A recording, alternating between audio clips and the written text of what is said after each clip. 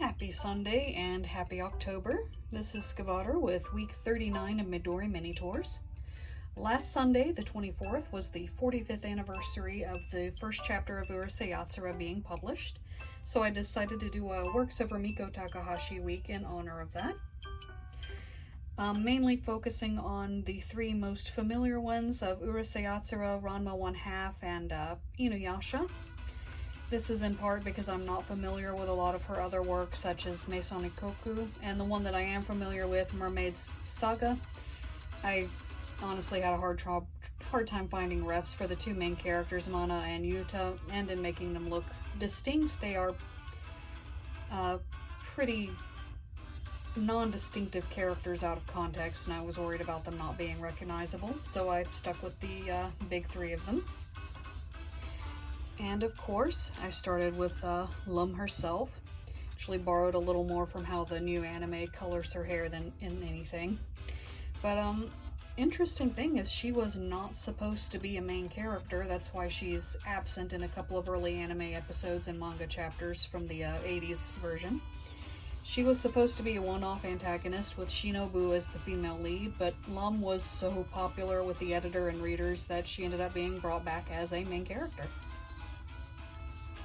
Next is Ranma 1/2, the boy cursed to transform into a girl version of himself when splashed with cold water, returning with hot water. Very long-running and popular, and one that, one of the first anime licensed in the United States, so one of the first Takahashi works that any Americans over the age of about 25 would be familiar with. And honestly, the first that I became familiar with. Next is Inuyasha, the one that Americans under 25 would be most familiar with first. I actually forgot his beads here. It's essentially a Sengoku era Journey West takeoff, at least to start with Inuyasha in the Son Goku role and Kagome in the Tensenzang role. And then it, as often happens, like with Dragon Ball, it went off the rails from there, and we have what we have today. Next up, did my favorite characters from each of these. For Urusei Yatsura, it's Ryunosuke. She doesn't get a lot of spotlight as compared to the other characters, but she's just really fun. I love her design a lot. And she's just a character that I really enjoy. She's a lot of fun. And it's a little harder to pick a favorite Ranma character, but I ended up settling on Moose.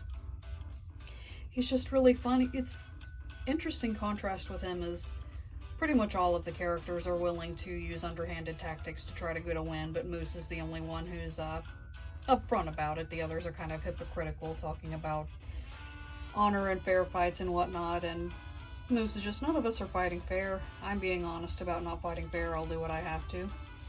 But at the same time, outside of Ranma and Akane, he's the only one who has never tried to manipulate, bewitch, etc. as love interest, so that's kind of an interesting contrast. And Moose just pretty much has that perfect combination of that's really cool and that's really, really dumb that Ranma 1/2 is kind of defined by. Next is my favorite character from Inuyasha, Shippo the Kitsune, which of course I love Kitsune, and Shippo's just really cute, really fun.